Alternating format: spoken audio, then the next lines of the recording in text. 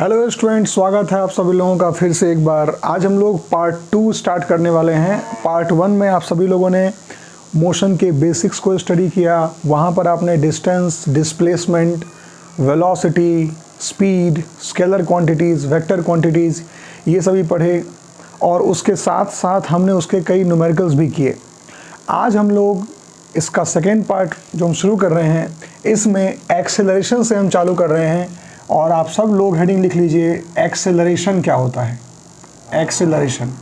Acceleration आप सभी लोगों ने सुना होगा। आपके स्कूटी में, कार, बाइक, हर जगह एक पार्ट होता है, उसको बोलते हैं एक्सेलरेटर। क्या बोलते हैं? एक्सेलरेटर। ठीक है। और बच्चे को पता है कि ऐसे करने से जो है उसकी स्पीड बढ़ जाती है और ऐसा रिलीज़ करने से स्पीड कम हो जाती है। सबको पता है, यानी कि सबको पता है कि अगर मुझे किसी बाइक के स्पीड को चेंज करना है तो मुझे एक्सेलरेटर में क्या करना पड़ेगा? कुछ मूवमेंट्स करने पड़ेंगे, है ना। तो एक्सेलरेशन वर्ड का मतलब ही क्या होता है? वेलोसिटी में चेंज करना। अगर किसी बॉडी के वेलोसिटी में चेंज आया तो उसी को हम क्या बोलते हैं? एक्सेलरेशन बोलते हैं। तो इसका डेफिनेशन नोट कर लेते हैं। सबसे पहले लिखेंगे, it is defined as rate of change of velocity. It is defined as rate of change of velocity of an object. किसी भी ऑब्जेक्ट के rate of change of velocity को क्या बोलते हैं? एक्सेलरेशन बोलते हैं जी। बहुत अच्छी बात। ये कैसा क्वांटिटी है? It is a vector quantity. It is a vector quantity. ये एक वेक्टर है जी। इसके बाद इसकी यूनिट पे हम बाद में आएंगे, पहले इसका फॉर्मूला देख लेते हैं। तो यही शुरू करते हैं। एक्सेलरेशन क्या होता है? Rate of change of velocity. क्या होता है? Rate of change of velocity. अब समझिएगा, यहाँ जो चेंज ऑफ वेलोसिटी है और रेट मतलब क्या होता है? अगर टाइम के हिसाब से बात कर रहे हैं तो उसको टाइम से डिवाइड कर देंगे, है ना। तो यहाँ से एक्सेलरेशन का सिंबल ए होता है और ये क्या हो जाएगा? Change of velocity upon time. Change of velocity upon time, चूंकि रेट लिखा हुआ है इसीलिए। ठीक है। अब देखिए, चेंज ऑफ वेलोसिटी क्या होता है? v minus u upon T. v मतलब होता है फाइनल वेलोसिटी, u मतलब होता है इनिशियल वेलोसिटी। और कभी भी अगर हमें चेंज निकालना होता है तो हम क्या करते हैं? फाइनल में से इनिशियल को माइनस करते हैं। ये बेसिक सा हमारा एक रूल होना चाहिए। किसी भी चीज़ में अगर हमें चेंज निकालना होता है तो क्या करते हैं? फाइनल में से इनिशियल को माइनस करते हैं। तो v is final velocity, u is initial velocity upon t। तो ये रहा हमारा एक्सेलरेशन का फॉर्मूला। अब फॉर्मूला लिखने के बाद हम तुरंत आते हैं क्या? इसके यूनिट पे। वेलोसिटी में से वेलोसिटी माइनस करेंगे, आएगा तो वेलोसिटी ही। सबको पता है तो, ठीक है। तो मीटर पर सेकेंड और टाइम का क्या हो गया? सेकेंड। जब ये सेकेंड ऊपर जाएगा तो क्या बन जाएगा? ये metre per second square. Metre per second square. तो इस तरीके से आपने एक्सेलरेशन का यूनिट डिसाइड कर लिया, मीटर पर सेकेंड स्क्वायर। अब इसी में पूछा जाता है कि हम 1 मीटर पर सेकेंड स्क्वायर से क्या समझते हैं। ये बड़ा इंपॉर्टेंट चीज़ है जी, बहुत इंपॉर्टेंट चीज़ है कि 1 मीटर पर सेकेंड स्क्वायर होता क्या है आखिरकार। जैसे मैं आपसे कहता हूँ कि 1 मीटर पर सेकेंड क्या होता है, तो आप क्या बोलेंगे कि सर इसका मतलब होता है कि 1 सेकेंड में 1 मीटर चलना। Similarly 1 metre per second square क्या होता है समझिएगा। इसका मतलब होता है 1 मीटर पर सेकेंड मतलब क्या? कि उस बॉडी का जो वेलोसिटी है वो हर सेकेंड 1 मीटर पर सेकेंड बदल रहा है। मतलब अभी अगर उसकी वेलोसिटी 10 है तो 5 सेकेंड बाद वो 5 बढ़ चुका होगा, यानी कि 15 हो चुका होगा। ये इसका मतलब होता है। 2 मीटर पर सेकेंड स्क्वायर का मतलब क्या होता है? कि उस बॉडी का जो वेलोसिटी है वो हर सेकेंड 2 मीटर पर सेकेंड से बढ़ रहा है। ये उसका मतलब होता है। अब इसी में माइनस कर दूं, मान लो मैं आपसे कहता हूं कि what is the meaning of -3 metre per second square. तो इसका मतलब क्या हुआ कि उस बॉडी की जो वेलोसिटी है वो हर सेकेंड 3 मीटर पर सेकेंड से घट रही है। दैट इज कॉल्ड रिटार्डेशन, है ना। अभी हम बात करेंगे उस पर। इसको लिख लेते हैं पहले कि negative acceleration is called retardation. ठीक है ना। तो अगर किसी भी क्वेश्चन में आपको acceleration -5 metre per second square लिख के आए तो आप समझ जाइएगा कि वहाँ पर उसकी जो रिटार्डेशन जो उसका होगा वो क्या होगा? It will be 5। क्योंकि रिटार्डेशन अपने आप में एक नेगेटिव टर्म है, उसके लिए माइनस का यूज़ नहीं करना होता है आपको, ठीक है। चलिए, ठीक, हमारा पार्ट हो गया। अब हम थोड़ा और आगे चलते हैं, इस पर कुछ एक आध क्वेश्चन कर लेते हैं। बट उससे पहले मैं बता दूँ आपको कि ये वी और यू, जब भी कभी क्वेश्चंस आप सॉल्व करेंगे तो इसमें सभी यूनिट्स क्या होने चाहिए, एसआई में होने चाहिए, ठीक है। तो वेलोसिटी या स्पीड, इसका एसआई यूनिट क्या होता है, मीटर पर सेकेंड। तो अगर आपको क्वेश्चन किलोमीटर पर आवर में लिख के देता है, किलोमीटर पर आवर में, तो 1 किलोमीटर पर आवर को अगर आपको मीटर पर सेकेंड में कन्वर्ट करना हो तो ये क्या हो जाएगा, 1 kilometre upon 1 hour, that is 1000 metre upon 3600 seconds. इसको काटेंगे तो क्या आएगा, ये 5/18 मीटर पर सेकेंड। तो कभी भी अगर किलोमीटर पर आवर को मीटर पर सेकेंड में कन्वर्ट करना हो तो उसको 5/18 से आप मल्टीप्लाई कर दीजिए, आपका आंसर आ जाएगा। तो हमेशा वेलोसिटीज़ जो भी आपको क्वेश्चन में मिलता है उसको निकालने के लिए आप यहाँ पर कन्वर्ट करने के बाद ही पुट करेंगे, अदरवाइज आपका आंसर नहीं आएगा, राइट। चलिए, तो इस पर कुछ और क्वेश्चन बन सकते हैं। मैं एक रूल आपको और लिखा देता हूँ, इसमें रूल समझ लीजिएगा, ये आपको हमेशा काम में आएगा कि if a body start from rest, if a body start from rest, अगर कोई बॉडी रेस्ट से स्टार्ट होता है तो उसका u 0 होता है, उसका u 0 होता है। और दूसरी बात, if a body stops after some time, if a body stops after some time, अगर वो बॉडी कुछ देर बाद रुक जाता है तो उसका v 0 हो जाता है। v बोले तो फाइनल वेलोसिटी, ठीक है। अगर वो बॉडी शुरुआत ही रेस्ट से कर रहा है तो उसका u 0 हो जाएगा, और अगर कुछ देर बाद जाके रुक जा रहा है तो v 0 हो जाएगा। जैसे कि एक क्वेश्चन करते हैं, क्वेश्चन में कह रहा है कि अ बस moving with 72 kilometre per hour stops in 10 seconds, stops in 10 seconds, find the acceleration। एक सिंपल क्वेश्चन है, ठीक है। तो यहाँ पर जब हम गिवन लिखेंगे तो बस ऑलरेडी 72 किलोमीटर पर आवर से मूव कर रहा है, मतलब जब आपने बस को देखना शुरू किया तो वो ऑलरेडी 72 पर था। इसका मतलब क्या हुआ कि हम यहाँ लिखेंगे 72 क्या हो जाएगा, आपका इनिशियल वेलोसिटी हो जाएगा। तो 72 किलोमीटर पर आवर को मीटर पर सेकेंड में कन्वर्ट करना है तो क्या करेंगे, 5/18 से मल्टीप्लाई करेंगे, क्या आएगा ये 20 मीटर पर सेकेंड, क्या आएगा 20 मीटर पर सेकेंड, ठीक है। अब कह रहा है कि बस रुक जाती है कुछ देर बाद, तो v क्या हो गया 0, v will be 0 metre per second. इस काम को होने में टाइम कितना लगा, 10 सेकेंड का। तो ये क्या होता है, v minus u upon t. Formula बार बार लिखेंगे, याद होगा, v कितना है 0, u कितना है 20, t कितना है 10। आंसर क्या आएगा -2 मीटर पर सेकेंड स्क्वायर। अगर क्वेश्चन में कहता है कि एक्सेलरेशन क्या है तो आप क्या लिखेंगे -2 मीटर पर सेकेंड स्क्वायर। लेकिन अगर क्वेश्चन में कहता है रिटार्डेशन क्या है तो आप सिर्फ 2 लिखेंगे, क्योंकि मैंने बोला था आपको रिटार्डेशन अपने आप में एक नेगेटिव टर्म है, उसको माइनस का रिक्वायरमेंट नहीं होता है, ठीक है। तो क्वेश्चन हमारे सामने तैयार है, इसी पे और भी क्वेश्चन बन सकते हैं, ठीक है जी। चलिए अब आते हैं हम लोग किस पे, एक्सेलरेशन के टाइप्स पे। तो लिखेंगे types of acceleration. Acceleration 2 type का होता है। पहला यूनिफॉर्म एक्सेलरेशन, क्या होता है यूनिफॉर्म एक्सेलरेशन, बड़ा ही सिंपल डेफिनेशन होगा इसका। If a body changes its speed in equal intervals by equal amount, अगर कोई बॉडी इक्वल अमाउंट में अपने स्पीड को बदल रहा है इक्वल टाइम में, तो क्या बोलेंगे उसको हम लोग यूनिफॉर्म एक्सेलरेशन। जैसे कि पहले सेकंड में वेलोसिटी है 2 मीटर पर सेकंड, दूसरे सेकंड में वेलोसिटी हो गई 4 मीटर पर सेकंड, तीसरे सेकंड में वेलोसिटी हो गई 6 मीटर पर सेकंड। तो आप क्या देख रहे हैं कि हर एक सेकंड के बाद वेलोसिटी 2-2 के टर्म्स में बढ़ रही है, पहले 2 फिर 4 फिर 6 फिर 8। क्या बोलेंगे इसको हम लोग यूनिफॉर्म एक्सेलरेशन। दूसरा क्या होता है non uniform acceleration, non uniform acceleration. इसमें क्या होगा, if a body changes its speed bye unequal amounts in equal interval of time. Definition आप नोट कर लेंगे। तो अगर कोई body equal time, of course मैंने कहा था टाइम हमेशा इक्वल होता है, क्योंकि टाइम कभी अनइक्वल हो ही नहीं सकता। आप कंपेयर जिसको कर रहे हो वो हो सकता है कि टाइम के हिसाब से चले ना चले, टाइम तो हमेशा अपने हिसाब से चलती है।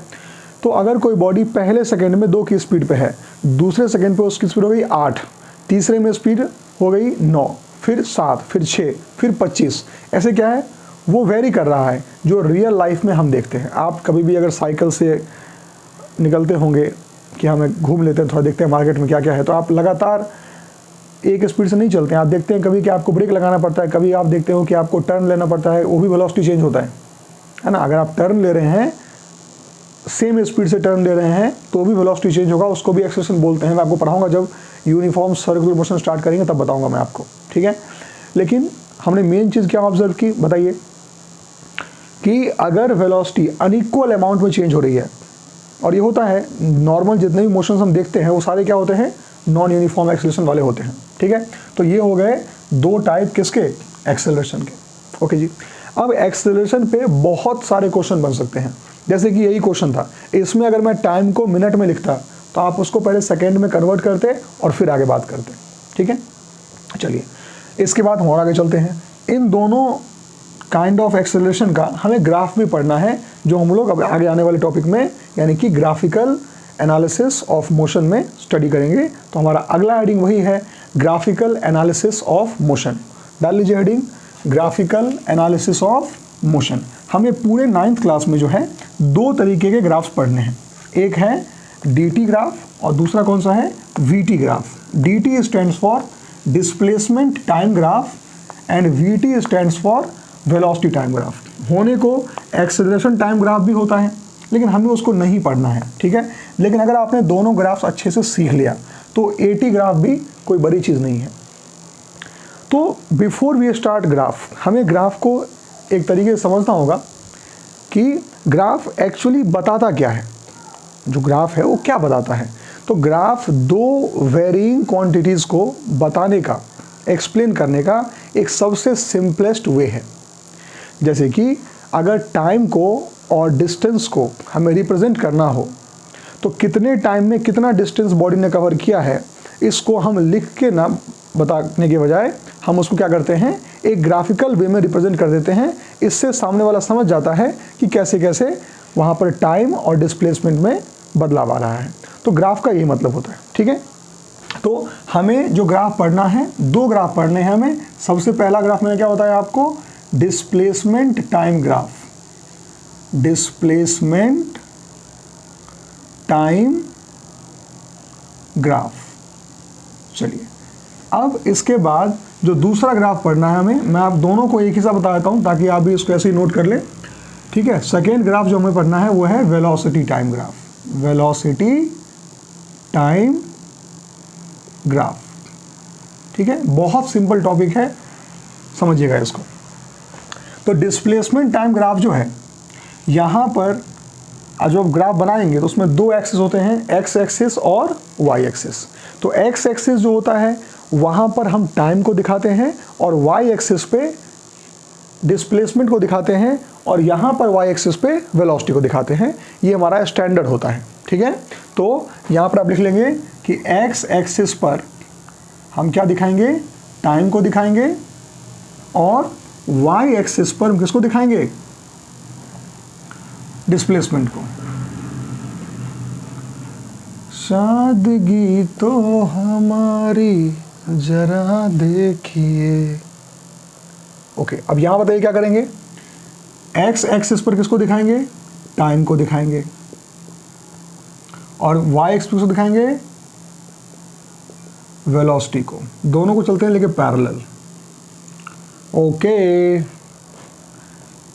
अब अपने कदमों को धीरे धीरे आगे बढ़ाते हुए डिस्प्लेसमेंट टाइम ग्राफ का पहला रूप जो हम पढ़ते हैं वो किसके लिए पढ़ते हैं, रेस्ट के लिए। रेस्ट करने में मज़ा आता है ना आप लोगों को, तो रेस्ट की बात करते हैं कि जो बॉडी रेस्ट पे हो उसका डिस्प्लेसमेंट टाइम ग्राफ आखिरकार कैसा दिखता है, ठीक है। चलिए तो शुरू करते हैं। जैसे कि रेस्ट वाला बॉडी पहले तो होता कैसा है उसको समझिए। तो उसके लिए पहले यहाँ पे हम बनाते हैं टेबल, एक छोटा सा टेबल बनाते हैं और फिर इसको आगे डिस्कस करेंगे। देखो जी, रेस्ट क्या होता है, तो ये हो गया डिस्प्लेसमेंट, टाइम हो गया। अब मान लो कि ये जो स्क्रीन है जहाँ से रिकॉर्डिंग हो रही है, ये यहाँ से 2 मीटर की दूरी पे है, अभी भी 2 मीटर की दूरी पे है, 1 मिनट बाद भी 2 मीटर की दूरी पे रहेगा, 2 घंटे बाद भी 2 मीटर की दूरी पे ही रहेगा। तो टाइम बढ़ रहा है, लेकिन डिस्प्लेसमेंट जो एक बार हो गया, जो अभी है पोजीशन जो बन गया उसका, वो बदल नहीं रहा। यानी कि 1 सेकेंड पे डिस्प्लेसमेंट मान लीजिए 2 मीटर का है, 2 सेकेंड हो गया डिस्प्लेसमेंट अभी भी 2 है, 3 सेकेंड हो गया डिस्प्लेसमेंट अभी भी 2 है, और 4 सेकेंड हो गया डिस्प्लेसमेंट अभी भी 2 ही है। मतलब बॉडी किस पे है? रेस्ट पे है, वहाँ जाके बैठ गया, बिल्कुल लेजी है, लेजी। ठीक है जी, ओके। अब इसका हम थोड़ा ग्राफ प्लॉट कर लेते हैं। बताइए कैसा ग्राफ प्लॉट होगा इसका? ये हो गया डिस्प्लेसमेंट और ये क्या हो गया? टाइम हो गया। Time 1 2 3 4, displacement 1 2 3 1 2 3। ग्राफ पढ़ना सीखो। 1 सेकेंड पे डिस्प्लेसमेंट 2, 1 सेकेंड पे डिस्प्लेसमेंट 2, 2 सेकेंड पे डिस्प्लेसमेंट 2, 3 सेकेंड पे डिस्प्लेसमेंट अभी भी 2 ही है, 4 पे भी डिस्प्लेसमेंट 2 है जी। सबको ज्वाइन करेंगे तो ये जो आपको दिख रहा है सिर्फ ये स्ट्रेट लाइन, ये है ग्राफ। बाकी जो 2 चीज़ें हैं ये तो एक्सिस है। ग्राफ असली में क्या होता है? ये जो लाइन बनती है ना, उसको ग्राफ बोलते हैं। तो आपने क्या ऑब्जर्व किया, कैसा ग्राफ है? तो ग्राफ कैसा है? Graph is straight line. Graph क्या है? एक स्ट्रेट लाइन है जो कि कैसा है? Parallel to time axis. Parallel to time axis, time axis के पैरेलल हमारा ग्राफ बन गया। तो यही है dt ग्राफ फॉर रेस्ट। अब इसमें हम दूसरा ग्राफ बना लेते हैं जी, वो होता है यूनिफॉर्म मोशन का। कौन से मोशन का? यूनिफॉर्म मोशन का। यूनिफॉर्म मोशन क्या होता है? यूनिफॉर्म मोशन होता है जब बॉडी इक्वल टाइम में इक्वल डिस्टेंस कवर करे। क्या बोलते हैं उसको? Uniform motion. अब देखिए, तो यूनिफॉर्म मोशन का पहले बना लो टेबल, पता तो चले कि हमें प्लॉट क्या करना है। तो शुरू करते हैं x, बार बार x क्यों हमको याद आ रहा है जी? हाँ, d और t समझिएगा। प्लॉट कर लो। 1 सेकेंड में 2 मीटर, 2 सेकेंड में 4 हो गया, अरे भैया 3 में 6 हो गया, 4 में 8 हो गया। ओहो, तो यूनिफॉर्म हो रहा है कि नहीं हो रहा? बिल्कुल यूनिफॉर्म हो रहा है जी। चलिए जल्दी से इसका बनाते हैं ग्राफ हम लोग। ये d हो गया और ये t हो गया। यहाँ पर 1 2 3 4, 1 2 3 4 5 6 7 8 9 10 11 12 13 डोंट वरी, पूरा नहीं कहूँगा, 13 करूँ। हाँ, यहाँ पे 0 आ गया। अब क्या करना है बताइए? बड़ा आसान काम है जी।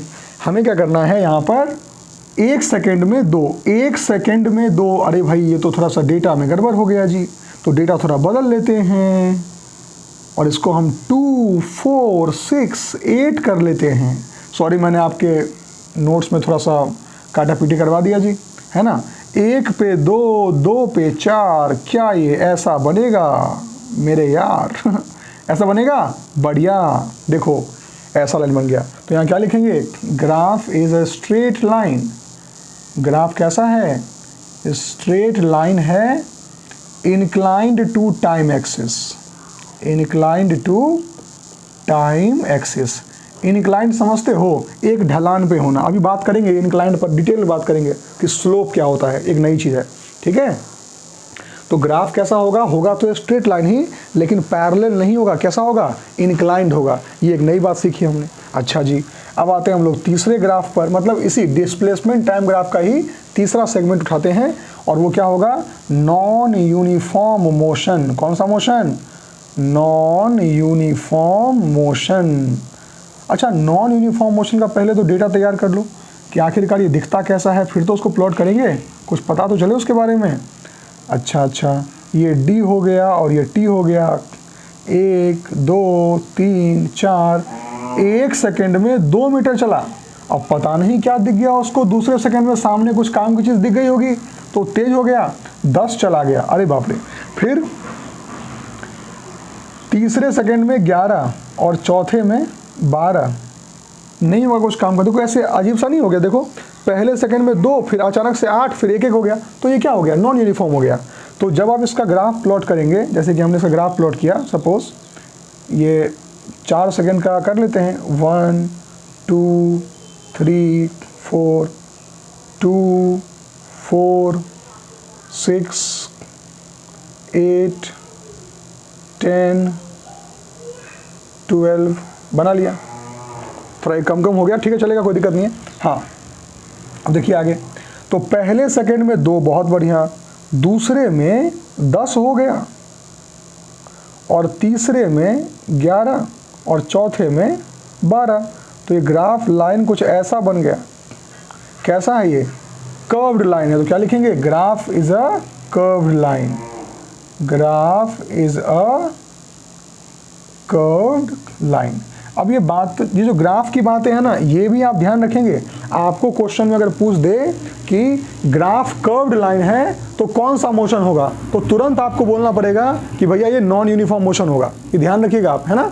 चलिए अब चलते हैं हम अपने इधर वेलोसिटी टाइम के पास, ठीक है। तो वेलोसिटी टाइम में जो हमें पहला पढ़ना है वो किसका पढ़ना है, वो पढ़ना है हमें यूनिफॉर्म मोशन का। अच्छा, यूनिफॉर्म मोशन का ग्राफ पढ़ना है। तो यूनिफॉर्म मोशन का जो ग्राफ होता है उसमें वेलोसिटी बदलती ही नहीं है। घर से निकलते ही कुछ दूर चलते ही रास्ते में है उसका घर। वाह, तो घर से निकलते ही कुछ दूर चलते ही, तो घर से निकले और आपने कहा कि स्पीड क्या होनी चाहिए, 40। सामने कोई भी आ जाए, 40 से हम नहीं कम कर रहे। कहा ठीक है, बहुत बढ़िया। तो मोशन कैसा है, यूनिफॉर्म। अब बाद में जो होगा वो तो आप झेलना, लेकिन मोशन कैसा कहा जाएगा, यूनिफॉर्म। आपकी उस पूरी हरकत को यूनिफॉर्म मोशन का नाम दे दिया जाएगा। अच्छा, तो ये क्या हो गया, डिस्प्लेसमेंट। ये क्या हो गया, टाइम। कल सुबह देखा तो, हाँ जी, डी और टी हो गया। बताइए, अरे ये हम क्या कर रहे हैं, डी क्यों लिख रहे हैं जी, ये वी लिखेंगे ना। हाँ, वी अपॉन टी। तो देख क्या रहे हैं हम लोग यहाँ पे कि 1 सेकेंड में वेलोसिटी 2 है, 2 सेकेंड में वेलोसिटी बदलने का नाम ही नहीं ले रहा है, वो तो कांस्टेंट है। बॉडी रुकी हुई है क्या, मन में यह ख्याल लाने की भी जरूरत नहीं। कहाँ से बॉडी रुकी है भाई, मेरे चल रहा है, वो 2 की स्पीड लगातार मेंटेन्ड है ना। तो इसके लिए क्या करेंगे हम, सबसे पहले ये बनाएंगे ग्राफ इसका। ये हो गया वेलोसिटी, ये हो गया टाइम। 1 2 3 4, गाना खत्म। 1 2 3, 3 पे खत्म हो गया। तो 1 2 3 4, इसको 1 कर लो, 1 2 3। अब बताओ, 1 पे 2, 2 पे 2, 3 पे 2, 4 पे 2, देते रहो। हाँ देखिए, तो 1 2 3 ऐसा हो गया। अब समझिएगा, तो ये जो लाइन बना है इसके बारे में यहाँ पे क्या लिखेंगे कि ग्राफ इज अ, देखो सेम लाइन है लेकिन दोबारा लिख देता हूँ, है ना। Graph is a straight line. Copy कर ले बगल देख के कॉपी कर लेते हैं। Straight line parallel to time axis, पूरा कॉपी कर लिया, छाप लिया ना, टू टाइम एक्सिस। चीटिंग गलत बात, ओके हो गया। तो देखिए, ये दोनों ग्राफ का शेप तो एक ही जैसा है जी, लेकिन एक वीटी ग्राफ है और एक डीटी ग्राफ है।